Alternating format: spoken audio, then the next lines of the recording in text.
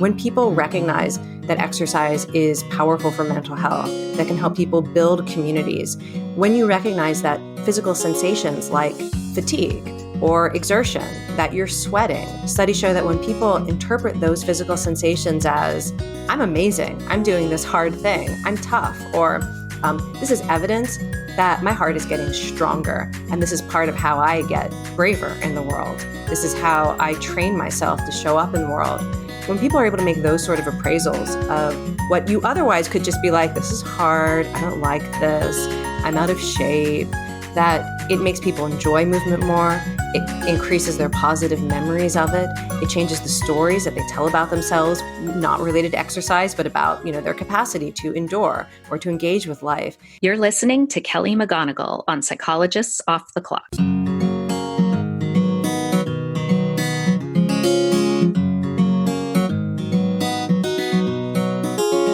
We are 4 clinical psychologists here to bring you cutting-edge and science-based ideas from psychology to help you flourish in your relationships, work, and health. I'm Dr. Debbie Sorensen, practicing in Mile High, Denver, Colorado. I'm Dr. Diana Hill, practicing in Seaside, Santa Barbara, California. From coast to coast, I'm Dr. Yael Schoenbrunn, a Boston-based clinical psychologist and assistant professor at Brown University. And from sunny San Diego, I'm Dr. Jill Stoddard, director of the Center for Stress and Anxiety Management. We hope you take what you learn here to build a rich and meaningful life. Thank you for listening to Psychologists Off the Clock.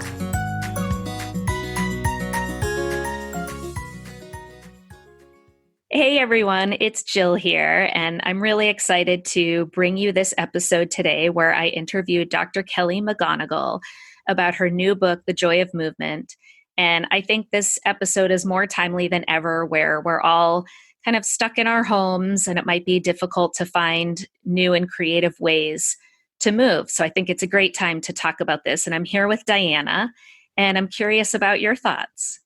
Yeah, it's interesting because I think there's people that are in 2 different camps. There's people that maybe are exercisers and their classes are canceled and they can't get to their gym, or they are used to going to their dance class and they're feeling a lot of loss around their movement.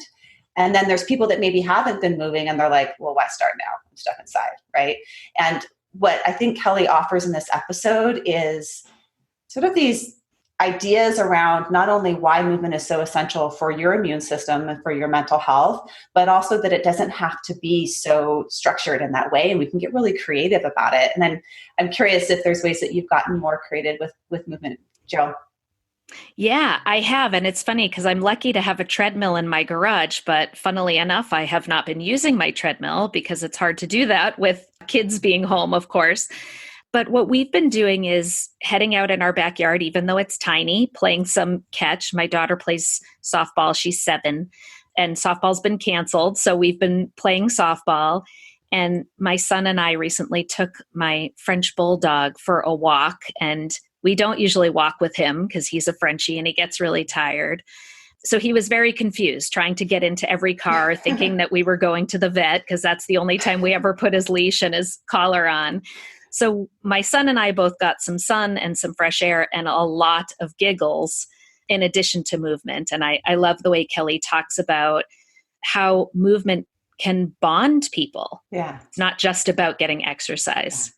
I think some of us feel like your French bulldog right now, where we're like trying to get in the car. We're trying to go about our life the way we usually do, but it's not happening that way. Everything is different, and we're trying to figure out how to do this. And a lot of it is actually moving to online. Zoom is blowing up. I just had a client today talking about Zoom, making dinner meetings with people over Zoom where they're eating together in groups, right, for a dinner party. And I actually think that that's a place where movement can happen as well. One of my favorite yoga studios on the East Coast that I never get to go to, shout out to Kaya Yoga, just put all of their yoga classes online. So I'm going to go do a yoga class in Greenwich tomorrow morning.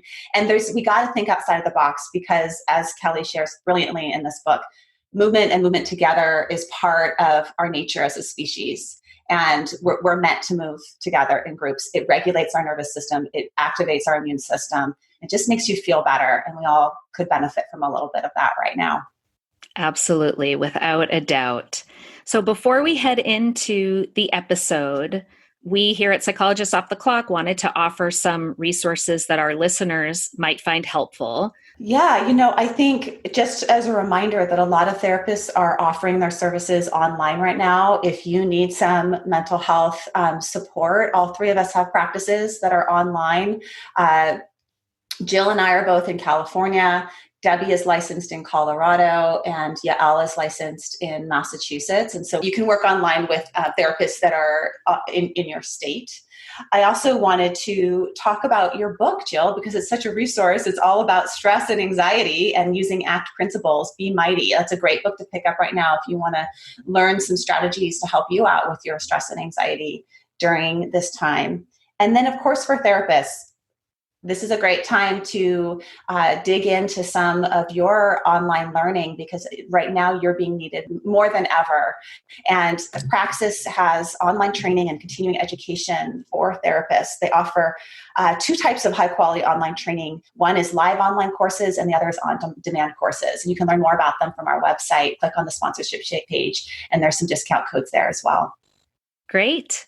Okay. Well, thanks everyone, and enjoy this episode with Dr. Kelly McGonigal. Hey everyone, it's Jill here, and I am beyond thrilled to be interviewing the incredible Dr. Kelly McGonigal about her new book, The Joy of Movement.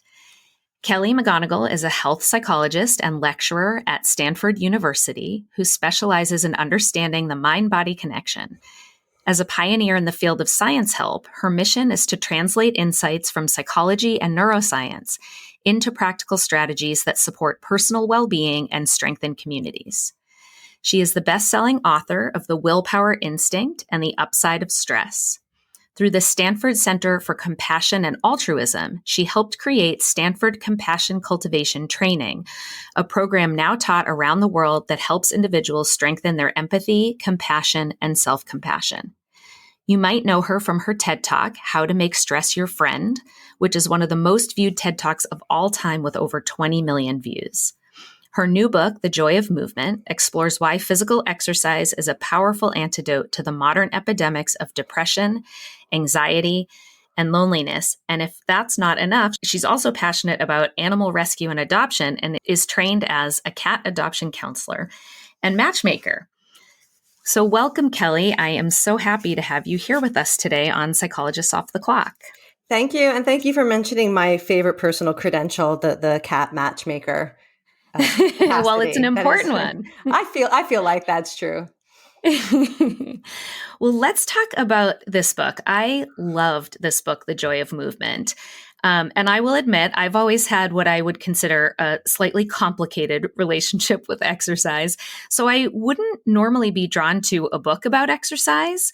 And I think that's probably because a lot of my exposure to movement has been authority figures sort of shaming me that this is something that I should be doing and that I'm bad if I'm not doing it. And what I loved so much about this book is that it is just the furthest thing from that. And it truly earns its title in being called The Joy of Movement. And you make the point that the joy of movement is not necessarily about fitness, but it's about the joy of movement, that it's simply in the moving. And so we'll talk much more about this idea, but to start in a totally different place, I'm really curious. You make it pretty clear in the beginning of the book that you have been a huge movement lover since you were a little girl. I think you said you started working out to VHS tapes, which dates you a little bit. Yes, jazzercise, mid-80s. Yeah, jazzercise at age 8. Yeah. Yeah, early 80s, right. And I believe, if I have this right, this is your 6th book, The Joy of Movement. Is that right? It depends what you count as a book. I have some books that are only available in non-English languages. So I think I have 4 in the US that are available. Okay, well, so somewhere between 4 and 6 books. Yeah. And so this is a question that therapists often ask clients when they first walk in. Why now? Like, why are you coming to therapy now? So why are you writing this book now, as opposed, like, why wasn't this your very first book, given how passionate you clearly are about this topic? You know, every book that I have written has been because somebody else asked me to write it. So when I was first working in the field of yoga and people saw the work that I was doing with yoga practices to help with things like pain or stress, somebody said, hey, we see what you're doing. Can you write a book about it? So I did. when I was teaching the science of willpower at Stanford, and it was this super popular class, and it started to get media attention, a very sexy topic, willpower. Somebody asked me to write a book, or agents started calling, and I said, okay. Same thing with stress. I had that TED Talk. This is the book I probably always would have wanted to start with. I actually can remember when I was a graduate student in psychology, I've been very so there are always two sides of my personality. I've been teaching group movement, yoga and dance and traditional fitness for 20 years. I started as a graduate student.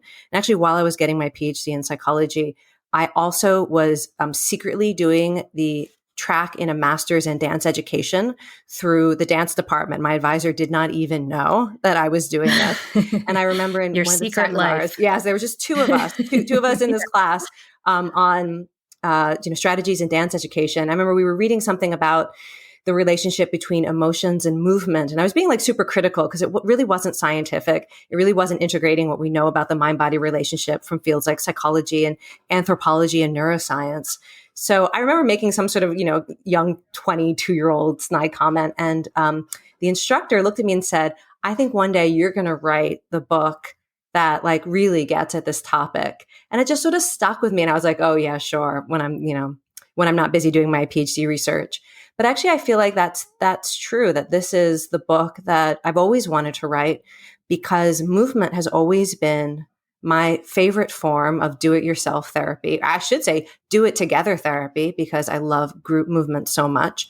When you say that I have been a lover of movement since I was a little kid, some people might have a misperception thinking, oh, doing sports, maybe you were that fit kid or that kid who could, do flips on the jungle gym bars. I was the kid who was in remedial gym class. I was the slowest runner. I was so clumsy. I've never played a team sport. So it's not that I was a love of mover in the sense that I had any athletic ability. I mean, I didn't learn how to do a cartwheel until I was in my 20s because it felt like some sort of milestone I should, like a meaningful milestone to try to reach. But I was a lover of movement because despite feeling humiliated in gym class and on the playground, I found through moving to music, moving rhythmically, moving with intentionality, like an instructor would say, this bicep curl, feel your bicep, feel your muscle, that there is a sensation to it, and that you were synchronizing with both the beat of the music and other people. That's the joy of those original aerobics and calisthenics tapes, is we're all doing this together. And there's often a pop soundtrack in the background. And in Jazzercise, they would encourage you to sing along. And it was ridiculous and it was wonderful.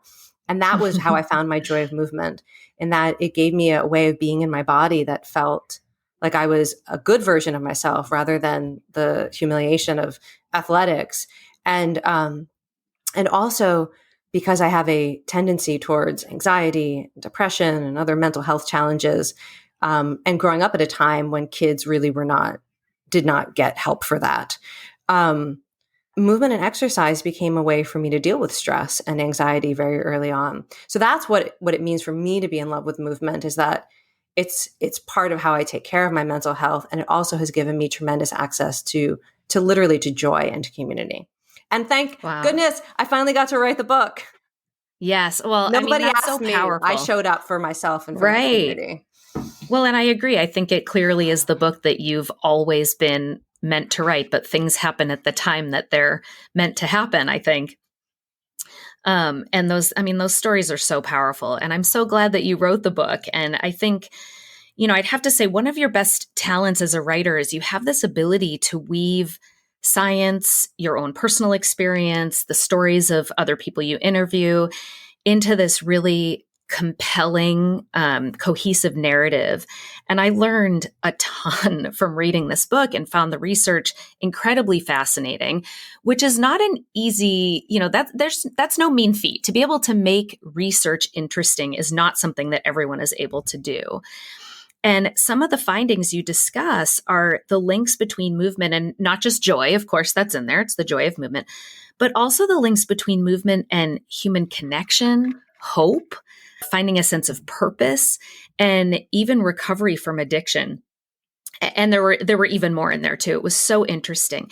And I'm curious, as you were doing the research for the book, were there any findings that surprised you or that you found particularly exciting or interesting? Yes, let me see if I can give you my top three. But I want to mention, since you're talking about how to communicate science, and I know that many of us are interested in sharing science with people whom it might help.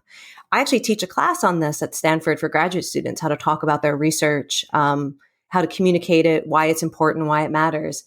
And one of the things I always think about is that there are certain emotions that I think are intrinsically connected to scientific discovery that are contagious. And so when I'm looking for research, I'm looking for the research that gives me a feeling of wonder or awe, or as you said, surprise, or common humanity, that sense of like, wow, I'm not the only one who's had this experience. Sometimes relief.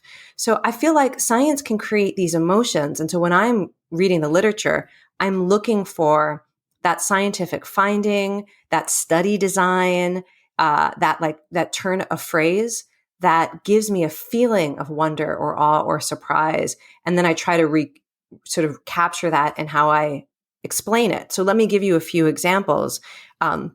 One of this is going to be a very recent, and it's almost like it's a small finding, but it perfectly captures to me that emotion of surprise. So anyone who's ever worked out has probably heard people talk about lactic acid, that thing that accumulates as a metabolic byproduct of exercise, that you are using energy and your muscles produce lactate, and people blame it for the burn that you feel when you exercise. And so, if you take an exercise class, sometimes people will be like, you've got to flush that lactic acid out.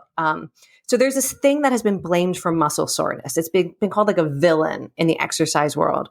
And the latest research suggests that, first of all, it's a natural byproduct of exercise. It's part of how your body exercises and uses energy. So there's nothing wrong with it.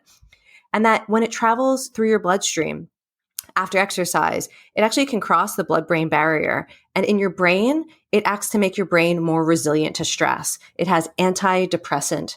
I don't even know if this is in the book. I think I snuck it in like a final edit. Like it's like half a sentence somewhere in there. Wow. But it's an antidepressant, anti-anxiety, metabolic byproduct of exercise. And that's the kind of finding that I think it's almost like, what? This thing that I thought was just making me feel sore after a workout, it's almost like you can begin to link, even though lactate actually probably doesn't cause muscle soreness, but we all think it does. So imagine if when you're feeling tired or sore after a workout, instead of thinking like, I must be really out of shape or, that was so hard, that you actually start to link that sensation to, if I worked out enough to have this feeling, that means my brain is being transformed by what I did as well.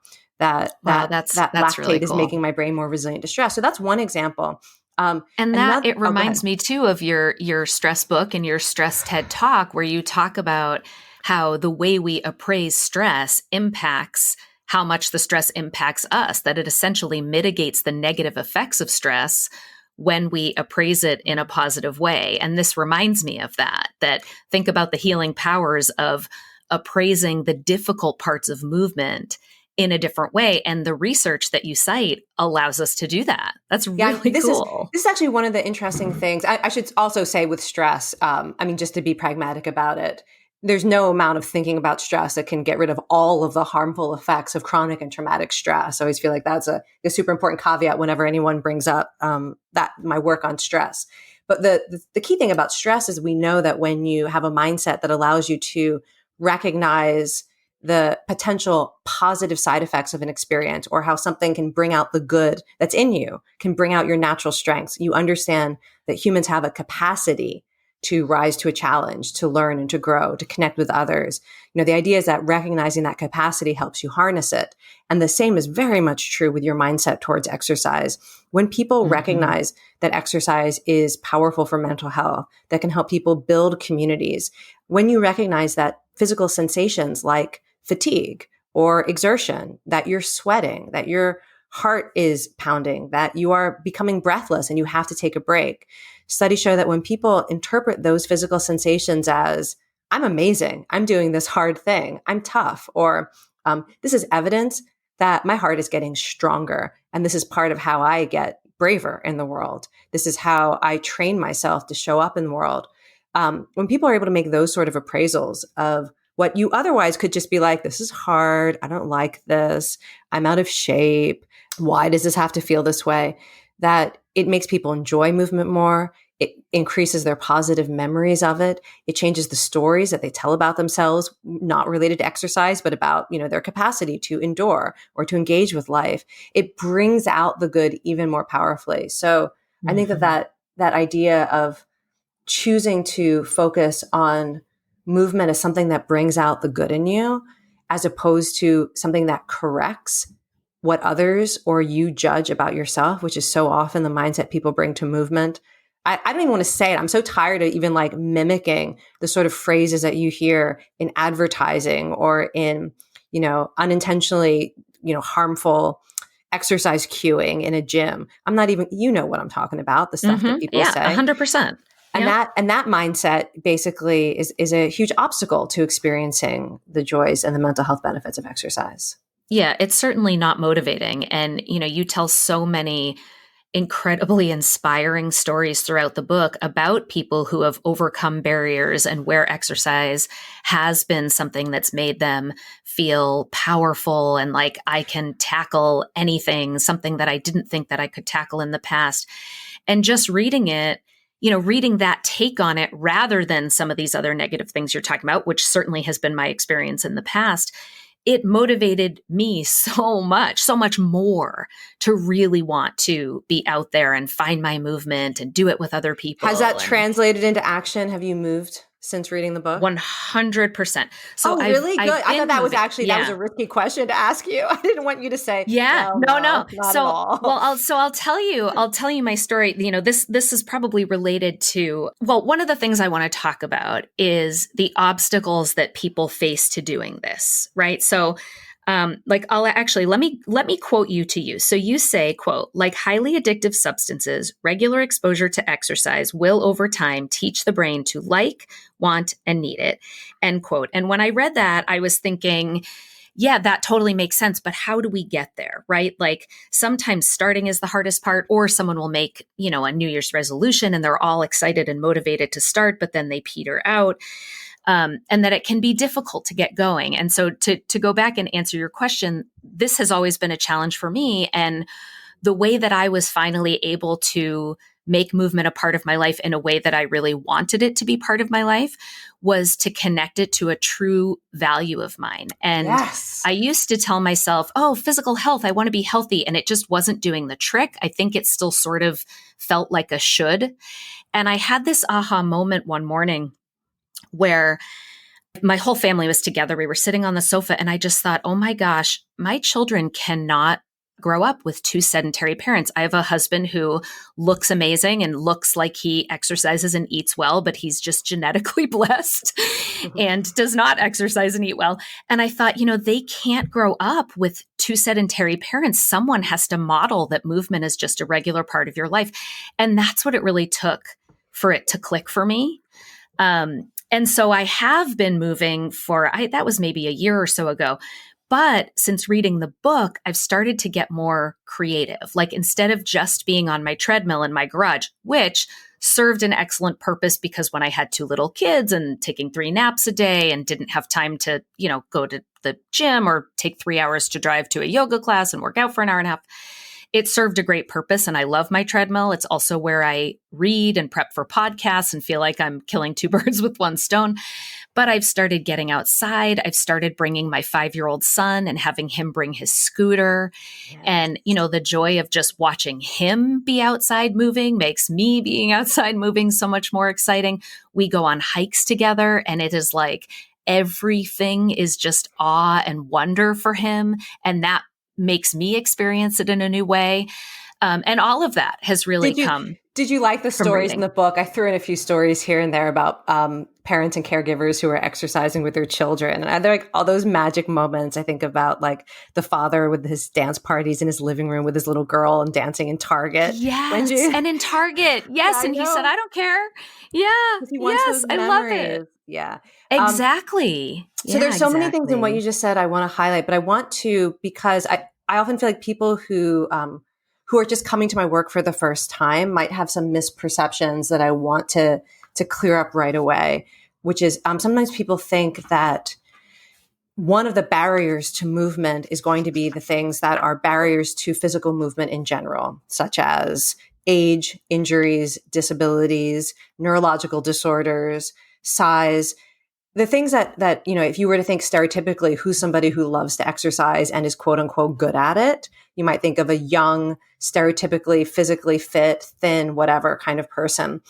And as you know from reading the book, I was very intentional about making the book, 90% of the stories in the book are not people who would fit that stereotype, whether it's the dance class for people with Parkinson's disease, whether it's the woman who started running half marathons in her 60s, who identifies as fat and is not doing it to lose weight, but is doing it because she loves it.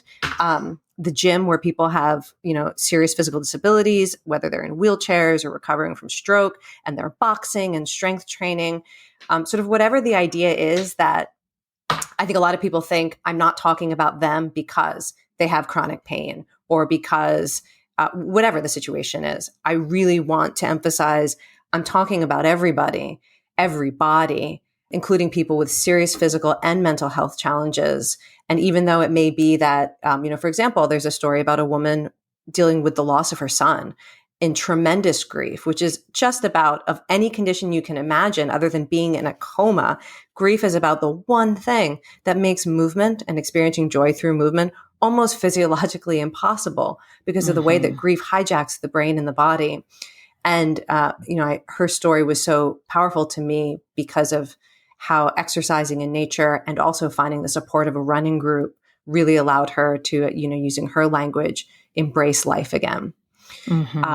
So I just wanted to put that out there because that you asked about what are some of the barriers to getting started. And I found that a big one is people have been told this isn't for you, or we have our own fears, or our own experiences where we've been led to believe maybe this is not about me. And it is. It's about you and the body that you have and what you're capable of today. And there's a version of it that can bring you joy and hope and meaning and community. So that's one of the barriers. And the other thing is that you said that I think is so important, which is to sort of throw out your ideas of what exercise has to look like. And if you think about in terms of movement, and I often define movement as using your body to engage with life. And if you think about, is there anything that you already love or like or enjoy that you want more of that you could do by engaging with life through your body? So if you like being outdoors, if you've noticed that your mind quiets down or you feel more optimistic in nature, which is a very common psychological effect, could you hike, walk, swim, run, play sports, find a park? Can you find a way to be outdoors, garden, do some physical labor outdoors, do some restoration, do some volunteering? If you love music, music is one of the easiest ways to bring joy into movement while you're giving your brain time to catch up. It seems to take the length of time I kept coming across in the neuroscience research was about 6 weeks. That seemed to take about 6 weeks for your brain to be like, this thing that I hate, that's so uncomfortable, and why am I doing it, to, wow, this feels amazing, and I'm so glad I did it. And if you tell me I can't do it tomorrow, I'm going to be cranky because this is something that my body and brain needs. Right? So if you think it's going to take at least 6 weeks to get there, is there a playlist that is going to set off the endorphins and dopamine and adrenaline in your brain because you feel so empowered listening to it? It just brings that out of you, which music often does. That's going to allow you to be on the treadmill while your brain catches up to enjoying how it feels to exercise. It doesn't have to be on the treadmill, but anything you can do to music. Is it spending time with your kids or with other people? Movement can often get us closer to things that are already intrinsically enjoyable. And movement actually seems to amplify what is enjoyable about that, whether it's community, cooperation, mastery, nature. Each chapter in the book sort of tackles one of those core human capacities for joy and what it looks like in movement. Yeah, absolutely. The things that you're saying are making me think about other ways this has shown up for me. So one example, I was at the pool last weekend. I live in Southern California, and we had a couple days of really nice weather. And we were at the pool, and my kids were begging me to come swimming with them. And normally I would sit on the sidelines. And not only did I get in the pool with them, because it was a way to be engaging in movement with these two little humans who I love so much, but my son wanted to throw the things that sink in the pool and you dive after, which he doesn't know how to do. He can swim, but he can't dive down to the bottom of the deep end. And we just played this ridiculous game of him throwing all these sinkables and me diving them and getting them. And he was having so much fun that I was willing to do that with him. And of course, it ended up being so much fun for me. And I was really tired at the end because I'm a middle-aged mom who doesn't usually do a lot of pool diving.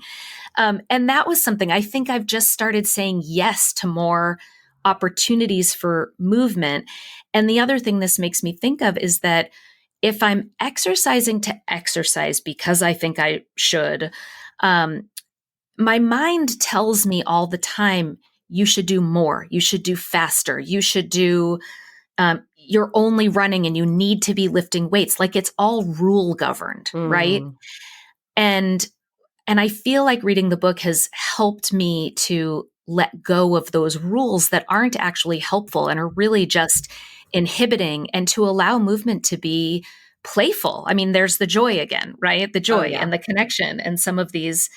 I mean, unless you're training for the Olympics, I do not take that sort of physical training mindset where you have to do X, Y, and Z to maximize your physical performance or your physical appearance. That's just not how I think about movement. And so I think once you get rid of this idea that you're looking for the thing that burns the most calories, or there's a recommendation that you need to stretch and strength train and do aerobic exercise and do calming movement. And oh my gosh, it's like, who has the time to do all of that? But if instead you think, how do I want to feel in the moment? And how do I want to feel about myself? And what relationships do I want to strengthen? Those are some really good questions to ask when you're thinking about what types of movement to prioritize. How do you want to feel when you're doing it? So for me, like the exercise that gives me the most positive feelings while I'm doing it is dancing. It's like an automatic route to joy, no matter how I feel when I start. How do you want to feel about yourself? For me, doing physically challenging things where while I'm doing it, there's a voice in my head the whole time saying, when is this over? Like core training. But afterwards, I know that using my strength relieves my anxiety, that I feel brave and better able to face the world. So that I might choose that sort of training. It's actually typically what I do first thing in the morning because I know it alters my personality to do some hardcore training. Or what relationships you want to strengthen. You mentioned swimming with your son. And one of the things that you'd asked about fascinating scientific findings, one of my favorite scientific findings that showed up with really every form of movement is that when you exert yourself at a moderate level, you are releasing brain chemicals that make social connection more enjoyable and easier at every level. So eye contact is less threatening, with a stranger. Somebody's high five or hug will feel more pleasurable in your body. Play that, sometimes it's hard to get into play, but when you're moving your body, suddenly play is more enjoyable and delightful. Cooperation is more satisfying, and it strengthens relationships so that afterward you feel really close and connected to the person that you moved with. So, you're doing that with your son. We do that every time we exercise with anybody, or not even exercise, but move or dance or do some sort of physical project together with somebody. You feel closer to them afterwards. And that can be a way to think about what movement do I want to choose, is to think, what can I do with someone else? And the other thing I just want to point out, which I think is so critical, so I know you know a lot about psychology. One of the things that I've always remembered is that if you want to strengthen a relationship, when someone makes an invitation to you about something that is sort of expressing who they are and what they care about, like just say yes to it. Allow yourself to be somebody who affirms that, and they feel seen by you and celebrated by you. Movement, this is a big one for people. If you have someone in your life who has subtly been nudging you to join them in an activity, or maybe they just want you to see it. Like I can't tell you how many women, I teach a dance class with women in their 60s, 70s, and 80s. How many of them will bring their adult children to class, even just once? I think they want their kid to see who they are when they are dancing. That's so cool. And that is so cool. I was talking to another interviewer who really wanted his father to come watch him surf. Even though his father could never surf, like he didn't have to surf, but he wanted his father to see who he was when he was in the water on his surfboard. So if somebody in your life is making that sort of bid to play with me, come in the pool, mom, come to this yoga class I've been going to, come cheer me on in my 5K, this is such an amazing way to strengthen a relationship, to let go of your inhibitions, to make it a priority. Because when people are moving and they're telling you this is a movement form that's meaningful to me, they're really telling you who they want to be, when they're sort of the best version of themselves often. And they're inviting you to see that and celebrate it. Yeah, absolutely. If you're looking for a great way to support us here at Psychologists Off the Clock and make your life easier and healthier, you should go to my new favorite online store, Thrive Market. Thrive Market carries all your grocery and household essentials with the convenience of getting everything online and then quickly shipped right to your door. And right now, you can get 30% off your first order plus a free $60 gift if you go to thrivemarket.com/POTC. I love that I can use specific filters to curate my shopping experience so I can find organic meats and low sugar snacks for my kids. Plus, when you join, they give to a family in need. How cool is that? So join in on the savings with Thrive Market today and get 30% off your first order plus a free $60 gift. Go to thrivemarket.com/POTC for 30% off plus a free $60 gift. That's THRIVE market.com/POTC. thrivemarket.com/POTC. I know I talk about my kids a lot, but I also have two adorable dogs, Tilly and Hazel. We love to spoil them, which is why we love Whole Life Pet. Whole Life Pet makes single ingredient treats, meal mixers, supplements, and hydrating snacks for both dogs and cats. And if you try out Whole Life Pet, you're surprising your pets with fun new flavors while also supporting Psychologists Off the Clock. Visit wholelifepet.com and use promo code POTC to get 25% off your first order with free shipping over $50. When I open the Tuscan Blend Bistro Bowl meal mixer to add to Tilly and Hazel's food, they start wildly sniffing and can't wait to dig in. The best part is Whole Life Pet uses a freeze-dried process that locks in nutrients and freshness, and they never add chemicals, additives, preservatives, or anything artificial. Visit wholelifepet.com and use promo code POTC to get 25% off your first order with free shipping over $50. If you're unsure about what to try, you can fill out their short questionnaire by clicking the red Start Today button on the home page. It will ask you a few questions and make custom product recommendations for your pets. Visit wholelifepet.com and use promo code POTC to get 25% off today. I really liked going back to what you were saying about some of the research and the moving together. There was one finding that specifically looked at music, dancing with other people, and then specifically moving in synchrony. So like these group exercise classes that you do, that showed that dancing in unison actually led the participants to feel even more bonded than those who danced together but not in synchrony. Yeah. And that the dancing in synchrony also increased their ability to tolerate pain. Yes, so this bonding and connection thing is just really incredibly powerful. It is. And there's so many different applications for this. So one thing, I think of this as being sort of a big aha for me. When I first started teaching, I was asked to develop a program for people with chronic pain. And I ended up spending over a decade working on this movement program that met twice a week. And for an hour, we moved and breathed together and stretched and did some strengthening. And people loved this class. I couldn't get people to stop taking this class, even if they were recovered from their surgery or whatever. And I remember thinking like, I don't know, this is not physical therapy. We're just moving and breathing. It took me years to figure out that what was probably happening is that we were moving and breathing together. And even if you are doing, relatively gentle movements, like lifting an arm on an inhale, lowering the arm as you exhale, when you sense that you're doing that as a collective with other people, it increases endorphins and probably other brain chemicals as well that relieve pain, not just in the short term, but are actually teaching the brain and the nervous system how to process physical sensation differently so that you experience less pain in general in life. And I feel so silly that it took me years to realize it was probably the group effect and that we were moving slow enough to breathe together rather than like any brilliant stretch that I was coming up with. So you can think about synchrony as a really powerful way for people who are dealing with difficult physical challenges that moving together is often more effective than moving on your own, like learning your PT exercises and doing them at home. That there's something powerful about the group effect. And that also translates to our ability to feel like we can handle the challenges in our lives. So there's also a hope effect. And part of that's endorphins, but it's probably other stuff as well. that when people move in synchrony with others, they report a greater sense of confidence in their ability to handle challenges. They report more hope that very difficult problems can be resolved. There's something about feeling this collective self that makes you feel like bigger and more open and more capable and more powerful. I think that's another really interesting side benefit. And so both of these are in addition to the fact that also they make you like other people more and feel a greater sense of belonging. So it's one of the reasons why I continue to teach group movement classes. I teach 1 to 2 classes a day. And I think it's the most important work that I do.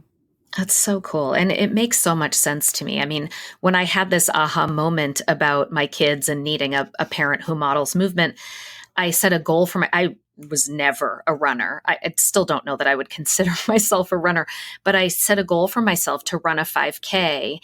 And I did the Couch to 5K program, and I signed up for a race that was actually on Mother's Day. And my husband and my 2 kids came and they cheered me on, and they were there at the finish line. And I actually, I framed my bib and I keep it in my office and I've never done a race since then, by the way, but it's this reminder to me that I never thought that this would be possible for me to do. Yes. And it was such an accomplishment.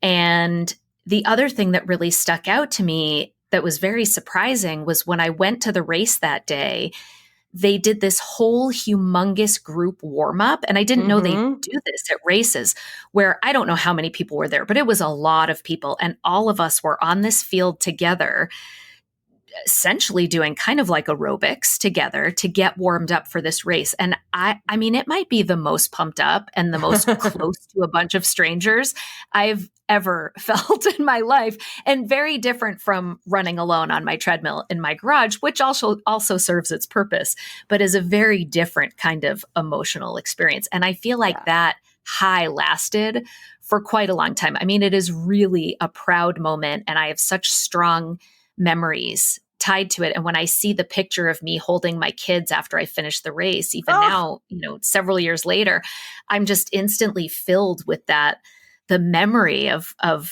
just how amazing that experience was. And I think it had if I had run a 5K by myself, it would have been a completely different experience. Yes. So I really relate to that connection. This is something I cannot emphasize enough to people who are trying to figure out how to make movement a part of their lives. We often think that the solution is going to be to find the smallest, most convenient thing we can do because it's easier to do in the moment today.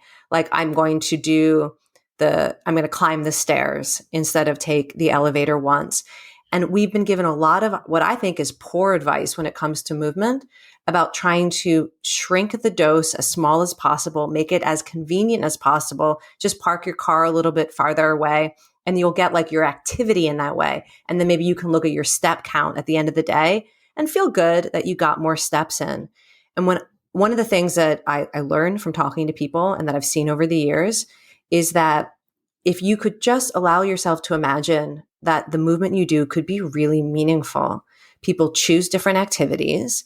They do invest more time and energy into it, but often in a way that doesn't become a distraction from their lives, but allows them to create these kind of meaningful moments like you described with your kids in the finish line. That's different than if you were doing you can do a 5K on your treadmill by yourself at the gym with nobody cheering you on and no photograph to put on your wall. And I am always encouraging people to think, what if you believe this could be really meaningful? What if you believe this could be a metaphor about what you're capable of? What if the experience itself could bring joy or community into your life? What if the movement itself could do good for your community? I give examples in the book like Good Gym, where they combine running or walking with community service projects, or Green Gym, where they're out there creating natural environments and city environments for other people to enjoy. There's a lot you can experience through movement that has real meaning to it. I think that is a much smarter way to approach it than the convenience factor, which often seems logically like that's the way to begin. Right. And there may be benefit to doing those things. It's not that those things are bad or shouldn't be done, but you don't get the payoff. And you're less likely to stick with it. And when so much more is possible, It almost reminds me of like people who are really excited about the fact that someday we might be able to never eat food and just take a pill.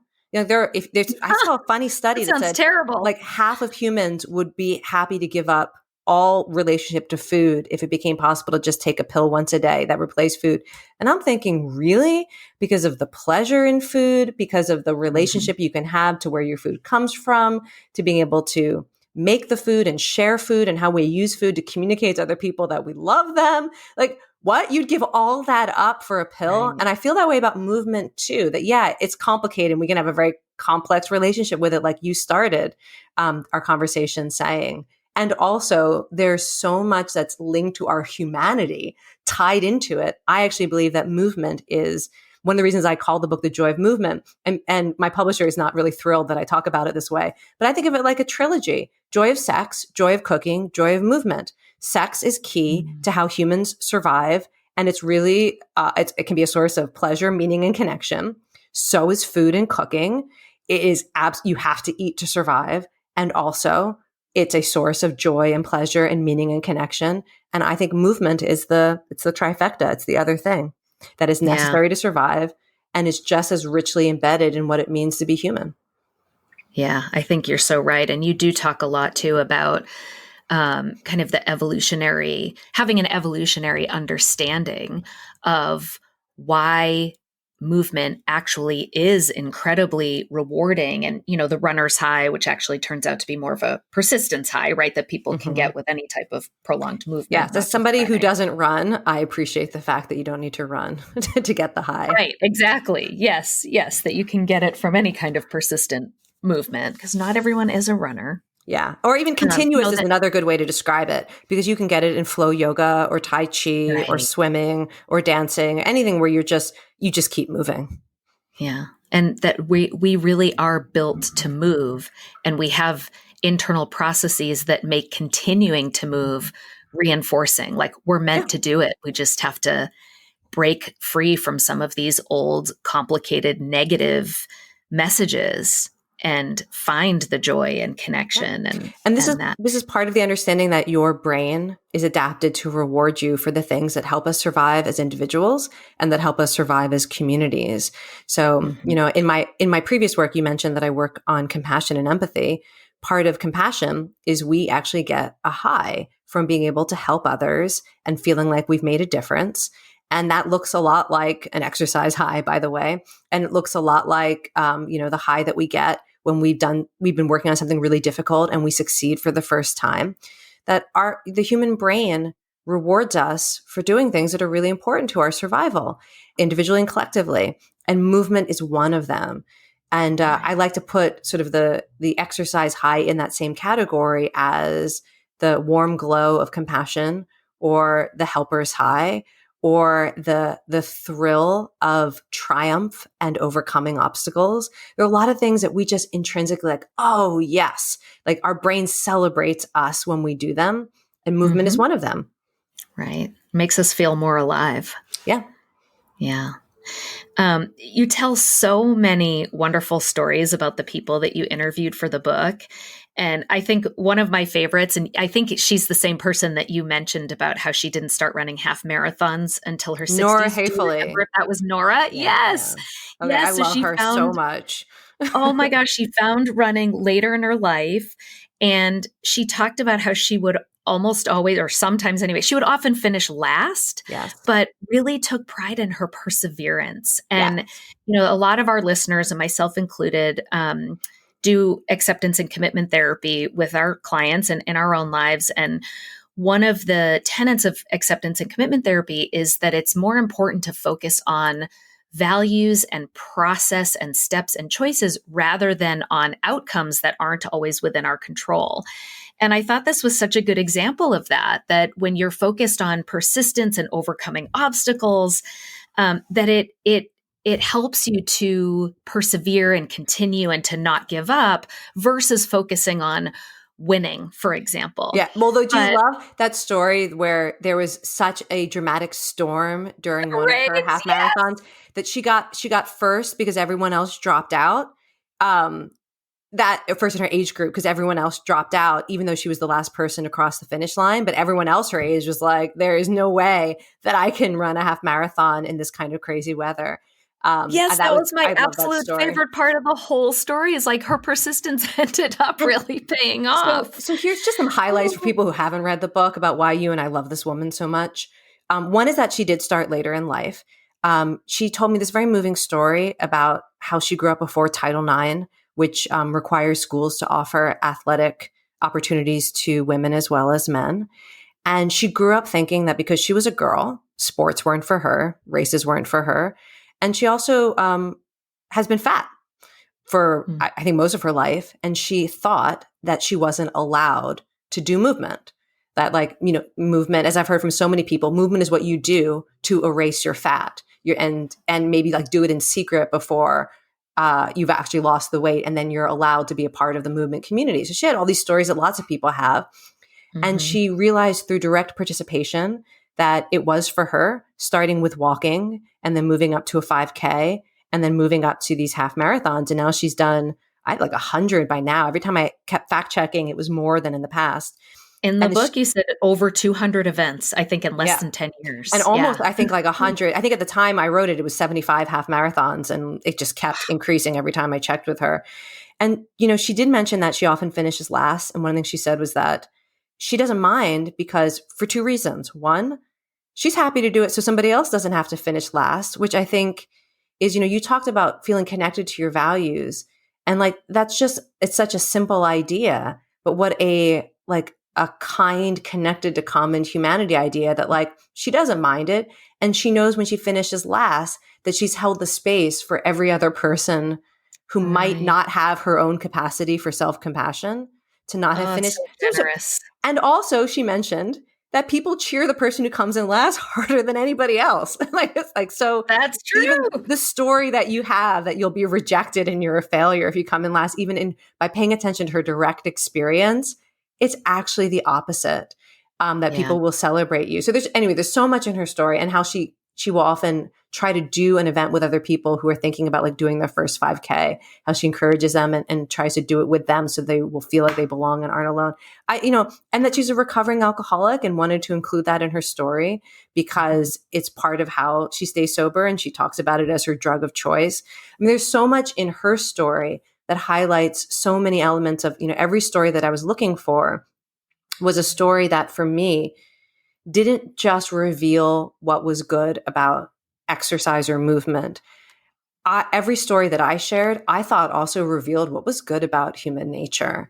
And I wanted the book to make people feel a certain way, which is that humanity is don't despair about human nature, that there's a lot of beautiful things about human beings and who they are and how they show up in the world.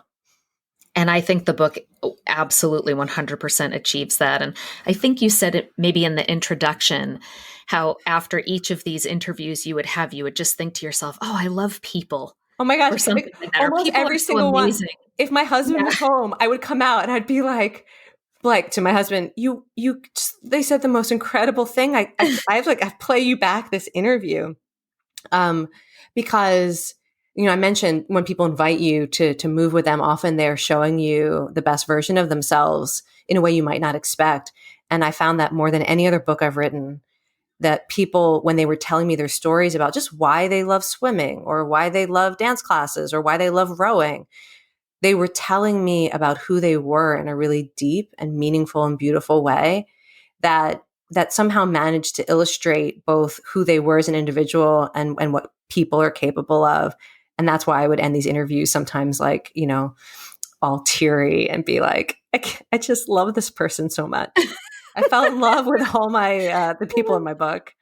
Yeah, I did too. And I mean, Nora was one of my favorites. Your grandparents are definitely probably tied for favorite. And that was, I think, when I got teary, was reading your grandparents' story. Yeah, they're a great love story in my family.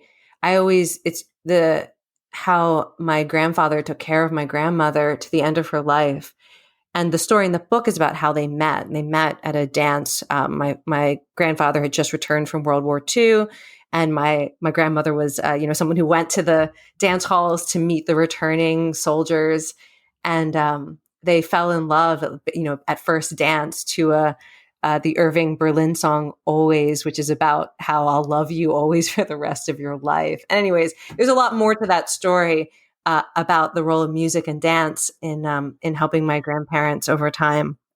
But yeah, I feel like that. It's a good one. It got me in the feels. And it seems like that's where your love of dance might have first been stimulated. Yeah. Right. Hey, and thank goodness my grandfather loved to dance because he was supposed to become a priest. So, Oh, wow. Praise be that he decided to dance instead of becoming a priest, or I would not exist. We would never have this book. So, you talk to so many people who had these, inspiring and triumphant stories about finding the joy of movement. And I assume those are the kinds of interviews that you were looking for. So this question may not make sense, but I was curious if you interviewed anyone who's really struggled to incorporate movement, and if there's anything that we can learn from that, or like, are the people who find and maintain a movement practice and find joy in movement, are they different from those who don't? And like how we can transform people? Great question. They're like all the same stories. I just didn't spend a lot of time on like the before rather than the after. I think about, so almost everyone who's in the book, there would have been another version about how depression made them think that they couldn't begin, or how I think of one person in particular who had incredible body image issues, and that it was when she started doing martial arts training that a lot of that changed, and then sort of a gateway into other forms of movement. But I think everyone I talked to had their own version of that. I have my own challenges with movement as somebody who had lived with chronic pain, and actually it's one of these funny things is movement actually used to be a trigger for my pain, and now it's like the thing that actually is most likely to relieve my pain.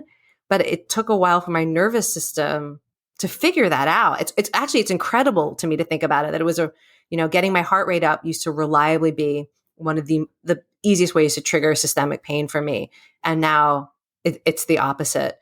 And I feel like that was the case with a lot of the people that I talked to. They all struggled.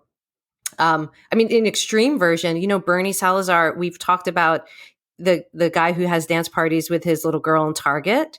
He actually was the winner of The Biggest Loser. He was one of the winners of The Biggest Loser. And he had to repair a massively destructive relationship with movement that was induced by that show.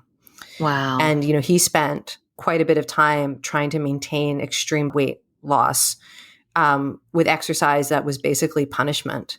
And it took him years to recover and find a form of movement that was about joy and strength and enjoying himself, and not about punishing himself for having eaten, So, yeah. So I don't think it's that people are different. And I think that we all have our challenges. Movement is complicated and our culture is complicated. And I would say that the common theme in all the stories, like including, I think about the woman who started to go to exercise classes after she was diagnosed with Parkinson's disease, and what a challenge that was. But she had to find the place where music was the thing that drove the experience, and the music gave her a way to experience her body differently and even have maybe a different relationship to the progression of the disease. Is finding the thing that brings out in you either what you want to feel or how you want to feel about yourself. Right. That's the pivot point. Yeah. Yeah. Yeah. Well, I think another way to overcome any obstacles to movement is certainly to read this book. I mean, it's really, I really mean that. And, it's a love letter, not only to movement, but to music, to human connection, to nature, to the outdoors. Exactly. Yeah. And, I had almost forgotten how much I love music and what a positive influence it has on mood. And having nothing to do with movement, I now play music every morning in our kitchen. Yes. And my children have started doing that. If I don't do it, they come down and, tell Alexa to play music. And then of course that means everybody ends up spontaneously dancing. I think you said in the book, musicologists call that groove. Groove. Yes. It's the instinct to move to a beat. And it is hardwired. Babies show it before like anything else, even before they can crawl. Like literally just out of the womb, babies will start trying to synchronize. You can try, if you have a baby, try this out. You know, that everyone wants to move to the beat of music. So I do think that if people listening want to get started, find a song you love, put it on, see if there is anyone in your house, animal or human, who's willing to move with you. I mean, it's a perfect way to begin. It really is. And I've also found on Spotify, and there may be other apps that do this too. My friend Frank actually showed me how to do this, that you can search playlists at a certain beat per minute. Yep. So I know how fast I run, and I can find like 142 beat per minute playlist. And then I have all this really peppy music that's the exact tempo for me to do my most joyful jogging. I'll call it jogging. It's not really running. My most joyful jogging. And that's made movement that much more enjoyable for me as well. So I think, that there's a whole chapter just devoted to music. Oh, yes. And I actually created playlists based on that science and also the conversations I had with people. One of my playlists on Spotify is songs people want to dance to. And I asked people for, like, if the song came on, it would make them absolutely want to get up and move. And also I said, like, and the song that you think maybe would appeal to a broad range of other people as well, ages and backgrounds. And it's a really fun playlist. It's called Songs People Want to Dance To. If you look that up on Spotify, you will probably find it. Or you can look up my name on Spotify. And I have all sorts of playlists related to the book. That I did not know that. Mm-hmm. Fun fact. That's like a little Easter egg. I am so excited to check that out. That's so great. Well, thank you, Kelly. It's been such a joy having you here. And thank you for giving us this gift of a book. I've been telling everybody about it. And no doubt from now on, when I see you, I will experience a cooperation high, which is another thing you talk about in the book, after this just super rich conversation. I really appreciate it. And I hope that our listeners read the book and have the joy and the feels and everything else as they read it, and that it inspires them to find the joy of movement as well. So thank you so much for being here. And where can our listeners find you? And we'll put these in the show notes. Yeah, I think either just look me up, Kellymcgonigal.com, or on all the social medias, Kelly McGonigal, or just look up The Joy of Movement and you will definitely find me. Okay, we will do that. Thank you so much for being here. Thanks. Thank you for listening to Psychologist Off the Clock. You can find us on iTunes, Facebook, Twitter, and Instagram. Please help us out by writing a review on iTunes. We'd like to thank our interns, Dr. Catherine Foley-Saldana and Dr. Katy Lear. This podcast is for informational and entertainment purposes only and is not meant to be a substitute for mental health treatment. If you're having a mental health emergency, dial 911. If you're looking for mental health treatment, please visit the resources on our webpage. We're at offtheclockpsych.com.